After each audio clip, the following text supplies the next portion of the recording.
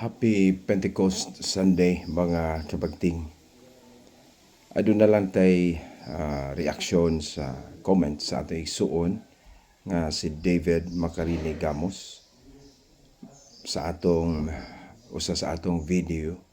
Maingon siya, apostolic succession is worthless if it abandons the apostolic gospel. The true apostolic succession is not physical, but it's doctrinal. Ang ako nakita dinhi ang contradictory nga statement. How can an apostolic church with apostolic succession teach or abandons apostolic gospel? So dili gud mahitabo kana.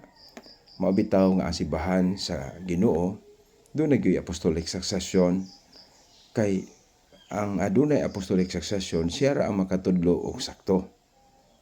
Unya, dili po tinuod nga ang apostolic succession is not physical or dili institutional, doctrinal lamang. No. Dili mahitabong ibulag nimo ang apostolic succession o mga kamatuoran nga doktrina. Unsaon pagkasiguro sa uban nga sakto ilang doktrina nga wala man gani sila apostolic succession. Samtang ang Catholic Church nga dunay apostolic succession mao na mahinuon ingnon nga wala magtudlo sa sakto. Pero kinsa man gud pod ang nihukom nga nasayop ang Katoliko? Sila ra. So, ang mga kritik sa simbahang Katoliko, sila ang nahimong magisterium sa ilang kaugalingon. Sila ra ang nihukom nga sayop ang Katoliko, wala magtudlo og apostolic gospel. So, ila ra na maigsoon.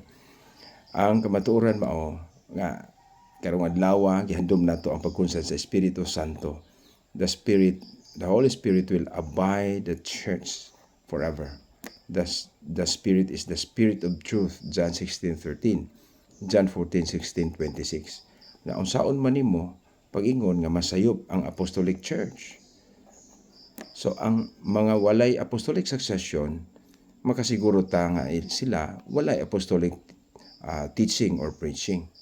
Wala nga atong gikasubo nga ang comment ni Brad David Macarini Gamos nga ang apostolic succession diha ra sa doktrina.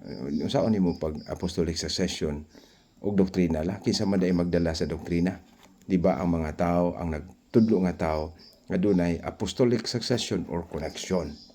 So hinaot nga inyo kining nasabtan. Ug dili ta pailad sa ilang mga lipat-lipat sa istorya.